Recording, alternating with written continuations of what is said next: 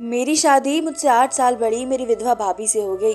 मैंने साफ कह दिया मुझसे कोई उम्मीद न लगाए। फिर 1 महीने बाद ही मैंने दूसरी शादी कर ली।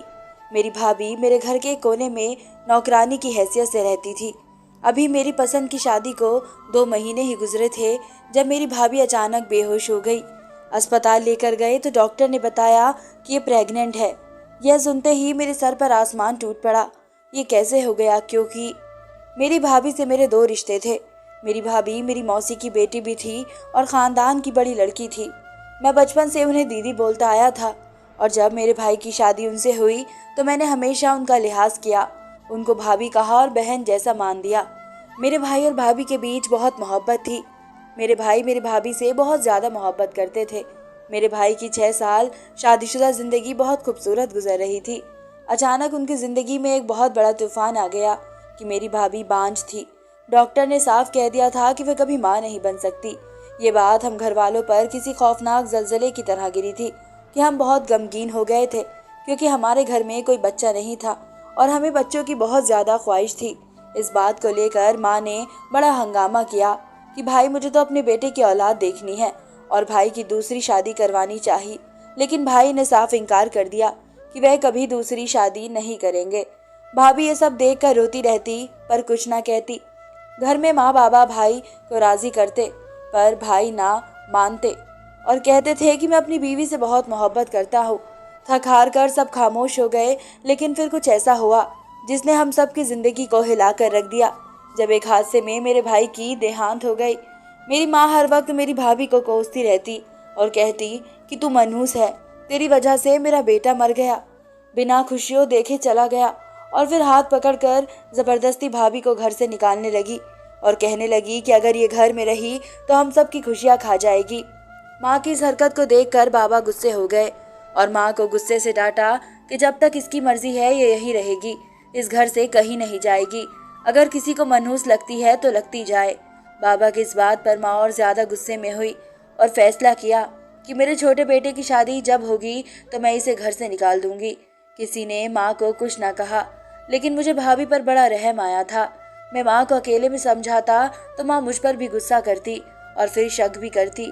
इसलिए मैंने अब माँ को समझाना भी छोड़ दिया था कि जो करती है करे, अपने कर्मों की जिम्मेदार वो खुद होंगी। मैं तो वैसे ही घर से गम का माहौल खत्म होते ही माँ को बुआ के घर रिश्ते के लिए भेजने वाला था। बुआ मेरी माँ की छोटी नंद थी और उनकी बेटी ही मुझे बहुत ज्यादा पसंद थी और मुझे यकीन था कि माँ को इस रिश्ते पर कोई एतराज ना होगा, क्योंकि वह माँ की दोस्त थी और माँ की उनसे बहुत बनती थी। कई बार बातों ही बातों में मुझे माँ कह भी चुकी थी कि हीर मुझे बहू के रूप में बहुत प्यारी लगती है। इस वक्त मैं माँ को कुछ ना कहता, ना ही अपनी पसंद बताता था कि जब माँ खुद मेरा काम कर रही है तो मैं क्यों बोलूँ, जबकि माँ ने यह भी साफ कह दिया था कि जब तक भाभी घर में हमारे घर में कोई खुशी की बात नहीं होगी। इसलिए मैं भी चुपचाप था कि जब भाभी का पत्ता साफ हो जाएगा तो बात करूंगा। वक्त तेजी से गुजरा और देखते ही देखते 4 महीने हो गए। लेकिन मुझे हैरत का झटका तब लगा जब माँ का रूप एकदम बदल गया। पहले जो माँ भाभी को एक लम्हे के लिए बर्दाश्त नहीं कर रही थी वो अब बिल्कुल खामोश थी, जबकि भाभी को घर में रहते हुए 4 महीने पूरे हो चुके थे।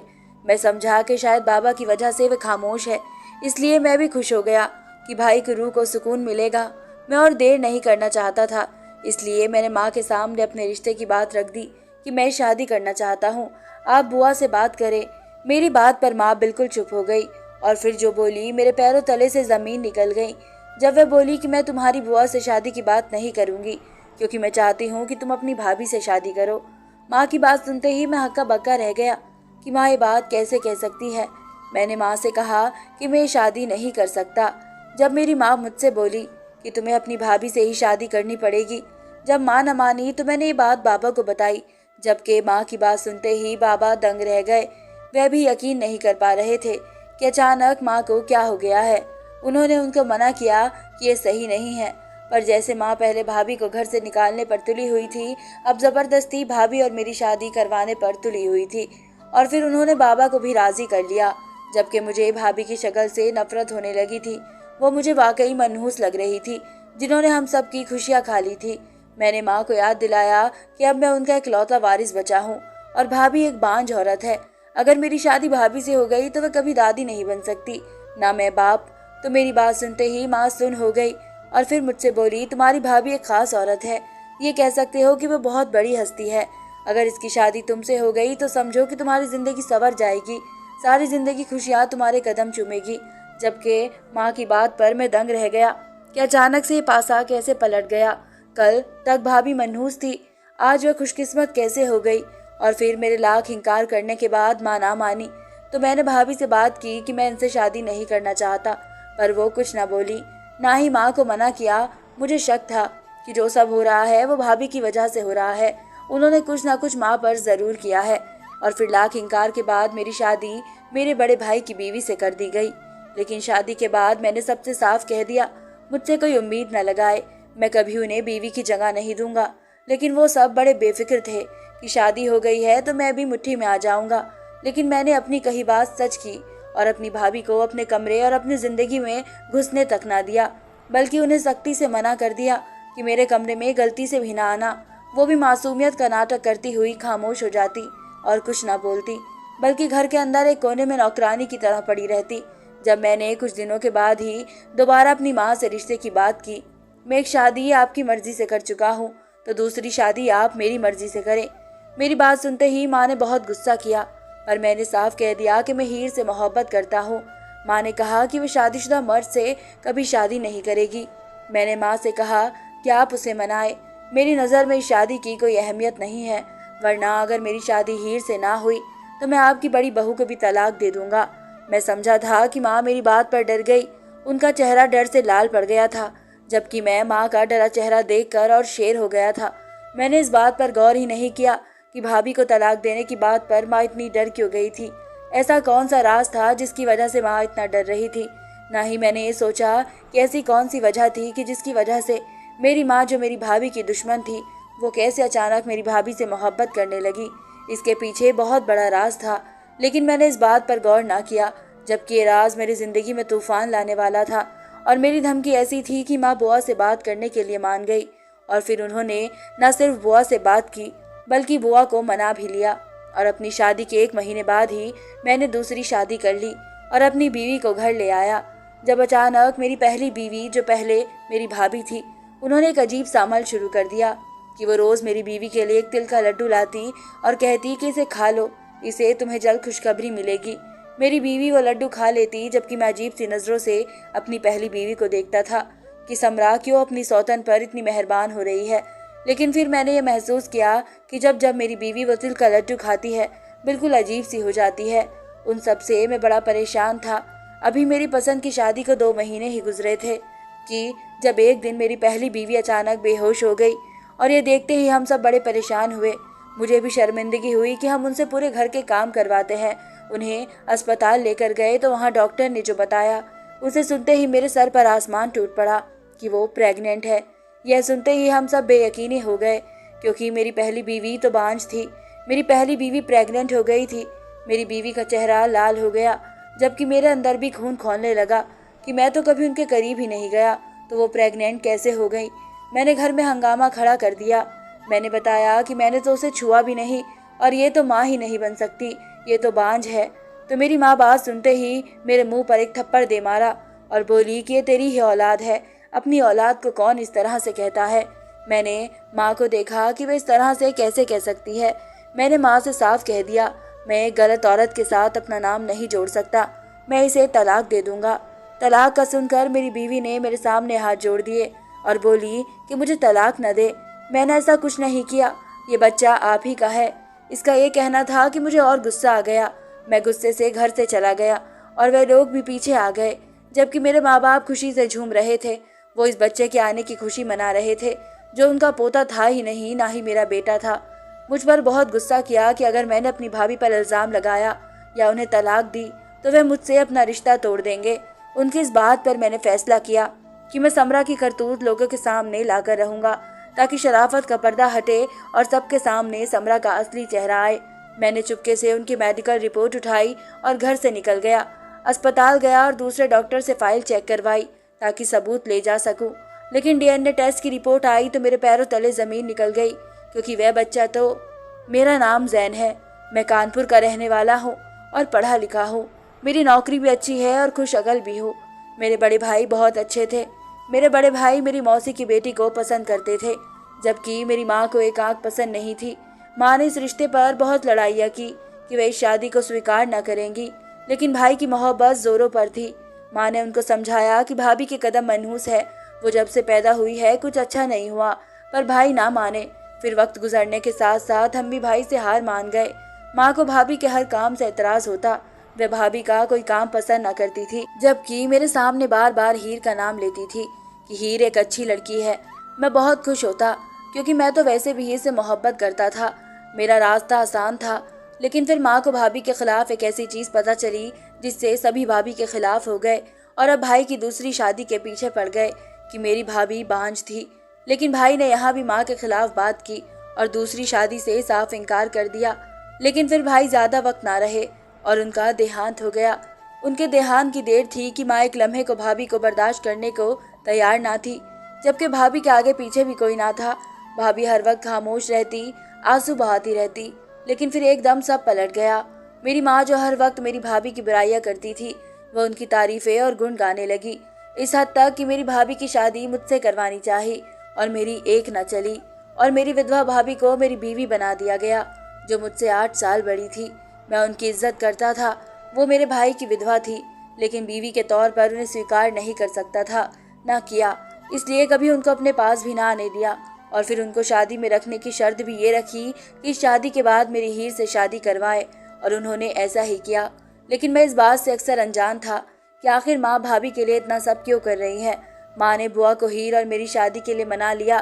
पहले तो वे माँ से बहुत नाराज थी कि उन्होंने हीर को छोड़कर अपनी मनहूस बहू को ही मेरी बीवी बना लिया। लेकिन फिर माँ ने उन्हें कौन कौन सी मजबूरियाँ सुनाई और बताया वह तो सिर्फ नाम की शादी है। तो काफी सोच विचार के बाद वो मान गई। हीर ने शादी पर बहुत एतराज किया था कि वो एक शादीशुदा आदमी से शादी नहीं करेगी, लेकिन जैसे मेरी किसी ने नहीं मानी थी जब मेरी शादी विधवा भाभी से हो गई, वैसे ही हीर की भी उस वक्त ना चली और हीर से मेरी शादी हो गई। वो मेरी बीवी बन गई। लेकिन शादी के बाद समरा हीर का बड़ा ख्याल रखती और हीर भी समरा के साथ बातें करती रहती। दोनों बहुत अच्छी दोस्त बन गई थी। समरा इसे रोज तिल का लड्डू खिलाती, लेकिन हीर जितनी समरा से बात करती मुझसे उतना ही चिढ़ती, और खासकर जब वह तिल का लड्डू खाती तो मुझे बुरी तरह से चिढ़ने लग जाती और मेरे पास तक ना आती। रोज रात जब ये समझती कि मैं सो रहा हूँ तब कमरे में आती, और मैं इसकी इस हरकत से बहुत परेशान हो चुका था और अब तो यकीन हो गया था ये सब मेरी विधवा भाभी यानी समरा कर रही है। लेकिन इससे पहले कि मैं कोई बड़ा कदम उठाता या इससे कुछ कहता, वो प्रेग्नेंट हो गई और मेरे बार बार कहने के बावजूद कि वो बच्चा मेरा नहीं है किसी ने यकीन नहीं किया। लेकिन अब बहुत हो गया था, इसलिए डीएनए टेस्ट करवाया। लेकिन जो बात सामने आई वो मेरी रूह तक को झंझोड़ गई। मैं फाइल हाथ में पकड़े देख रहा था और इस पर लिखा सब कुछ बार बार पढ़ रहा था, पर अब मुझे यकीन नहीं आ रहा था कि ये सच है। मेरा दिमाग घूमने लगा। ये सब कैसे किया समरा ने। मैं गुस्से से उठा और घर जाने लगा। मैंने सोच लिया कि अब मैं और बर्दाश्त नहीं करूँगा। मैं समरा के चेहरे पर चढ़ा असली चेहरा उतार दूंगा और इससे सारी हकीकत पूछूंगा। मैं घर पहुंचा तो दरवाज़ा खुला था। मैं सीधा समरा के कमरे में गया, लेकिन अंदर से आई आवाज़ों पर कदम ठहर गए। मुझे लगा कि मैं सांस भी नहीं ले पाऊंगा, क्योंकि अंदर में रोता हुआ कमरे में आया। जो आज हकीकत मेरे सामने खुली थी उसने मुझे अंदर तक तोड़ दिया था। मेरे साथ इतना बड़ा धोखा, इतना घिनौना खेल कि मेरे एहसासों की तौहीन की गई। मैं रो रहा था जब हीर मेरे पास आई और बोली कि मुझे तुमसे तलाक चाहिए। इसकी बात पर मैंने इसे देखा। कमरे में आते ही मेरी माँ दहल गई और बोली कि हीर बेटा, ये कैसी बातें कर रही हो। पर मैंने अपनी इस बीवी को देखा कि जिससे मैं बहुत मोहब्बत करता था, और इसने जो मेरे साथ किया वो मैं कभी नहीं भूल सकता था। जब वो बोली कि उन्होंने समरा से ताल्लुकात बनाए हैं, जबकि उन्होंने कहा था कि वो उनकी ज़िंदगी में नहीं है, जबकि वो उनके बच्चे की माँ बनने वाली है, तो बस अब मैं भी उनके साथ नहीं रह सकती, मुझे तलाक चाहिए। इसकी बात पर मेरी माँ कुछ कहने ही लगी थी कि मैंने बिना देर किए उसे तलाक दे दी।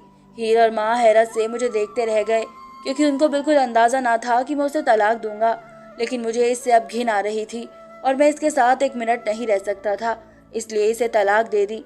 हीर रोते हुए कमरे से अपना सामान लेने लगी, जबकि माँ ने मेरे मुंह पर थप्पड़ दे मारा और कहा कि अब मैं अपनी ननंद को क्या जवाब दूंगी, वो मेरा जीना हराम कर देगी।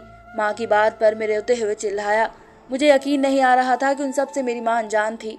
मैंने अपनी माँ से कहा कि मेरा तो दिल करता है कि मैं समरा को भी तलाक दे दूँ और आपको भी छोड़कर चला जाऊं कि आप सब ने मिलकर मेरे साथ इतना बड़ा खेल खेला है। मेरी बात पर माँ एकदम चुप हो गई, जबकि हीर भी सामान छोड़े डर कर मुझे देखने लगी।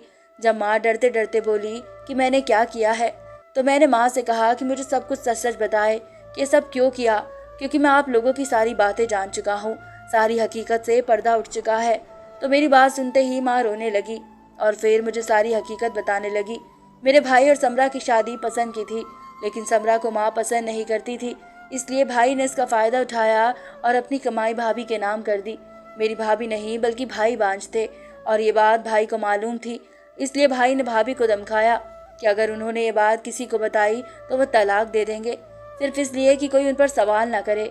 वहीं दूसरी तरफ भाभी बांझ और मनूस के ताने सुनकर अंदर ही अंदर घुल रही थी। फिर एक और सितम उन पर टूट गया कि भाई का देहांत हो गया और माँ ने उसका कसूर भी उन पर ही डाला। जब माँ पानी पीने उठी तो भाभी के कमरे से आवाज़ सुनी, कमरे की तरफ गई और अंदर भाभी को रोते देखा और सारी हकीकत सुनते ही माँ को सांप सूंघ गया। उन्हें अपना रवैया याद आ गया। वह अचानक से ऊपर वाले के कहर से डर गई थी और भाभी से अपने किए की माफ़ी मांगी और बहुत रोई। फिर उन्होंने फैसला किया कि मुझसे उनकी शादी कर देगी। लेकिन जब फिर मैंने हीर से शादी की शर्त रखी कि मैं समरा को तलाक दे दूंगा, तो वो मजबूर हो गई और उन्होंने बुआ से मेरे रिश्ते की बात की तो बुआ ने साफ इनकार कर दिया, पर माँ ने उन्हें मना ही लिया। लेकिन रिश्ता होने के दूसरे दिन ही हीर माँ से मिलने आई और माँ को बताया कि वह किसी और से मोहब्बत करती है और उसके बगैर नहीं रह सकती। हीर की बात सुनते ही माँ परेशान हो गई और फिर हीर को समझाया कि अभी वह शादी कर ले, कुछ वक्त में हालात बेहतर होंगे तो तुम तलाक ले लेना। तलाक के बाद तुम्हारी माँ तुम्हारी शादी उससे कर देगी, वरना कभी इस गरीब आदमी से तुम्हारी शादी नहीं होगी। और यह हकीकत थी, क्योंकि हीर जिसको पसंद करती थी वो बहुत गरीब था और बुआ हीर की उससे शादी हरगिज नहीं करना चाहती थी। हीर ने माँ की बात मान ली, जबकि माँ ने यह सोचा कि एक बार शादी हो जाएगी तो हीर इस लड़के को भूल जाएगी और कुछ वक्त गुजरने के बाद इन रिश्तों को स्वीकार कर लेगी। वही हीर ने मुझे भी इस रिश्ते को लेकर कुछ वक्त मांगा, जो मैंने उसे दे दिया, लेकिन वह मुझसे चिड़ी हुई रहती और रात के अंधेरे में लौटती। लेकिन दरअसल वह अंधेरे में लौटने वाली हीर नहीं, समरा थी।